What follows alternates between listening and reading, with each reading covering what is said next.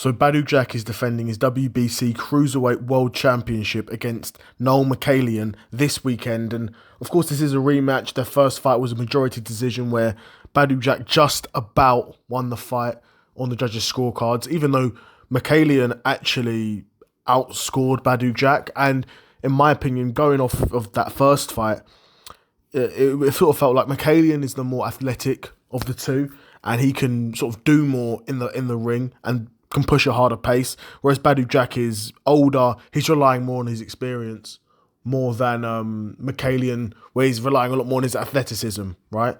I guess it makes sense. Badou Jack's no spring chicken. He's been around the block a few times at this point and been through some wars, taken some beatings, taken some losses. So makes sense at this point in his career. He's trying to rely more on his boxing technique, and he has just about enough of it to still be a world champion in a very poor division at cruiserweight at this point in his career. Somehow he's able to do it.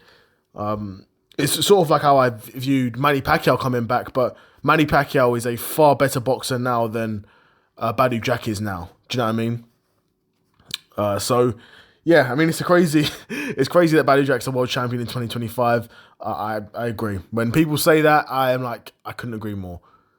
How on earth is Badou Jack a world champion in 2025? But he is. And even in his last fight, he probably shouldn't have won that. His last fight was against McCallion. He probably shouldn't have won that fight. McCallion outscored him, outpointed him. Well, not outpointed him. Outlanded him, sorry. Outlanded him, and in my opinion, probably did deserve to get the victory. But Badou Jack got the majority decision, and they're going to run it back. In boxing, rematches are very rarely the same as the first matches. But I struggle to see a Badou Jack, continue to turn back the clock even more. It's not like McCallion's that good. Badou Jack was having moments where he's outboxing McCallion and countering him nicely. And, if you're allowing yourself to be sort of outboxed in spots and countered by the likes of Badou Jack at this point in his career, then McCallion's probably nothing special in terms of a fighter either. And even if he was to win the world championship, he's not going to be capable of, in my opinion, unifying or becoming undisputed at cruiserweight.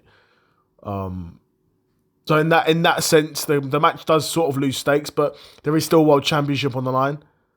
And, of course, both guys will want to win it. It's a world championship. You're not going to show up to the fight thinking, it doesn't matter whether I win or lose. No, it's a world championship. Badou Jack wants to keep his world championship, and McCallion's going to want to win it. And I'm sort of favouring more McCallion, if I'm being honest.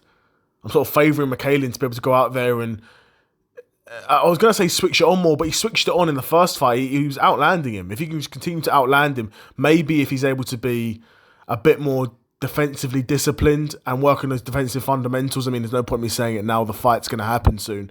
But, of course, there was moments where Badou Jack was able to counter him, right? And if you want to make this fight an even more one-sided fight than the first fight from McCallion, he's going to want to take away those chances for Badou Jack to counter and land those big scoring punches, which is what ultimately would have swayed the judges in deciding the fight.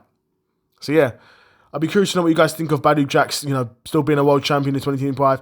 Do you think he's capable of defending his championship against McCallion, or do you think McCallion will become the new WBC Cruiserweight World Champion? Let me know in the comments below. Another episode of the Seth Solo Side Quest in the bag, and I'm out. Peace.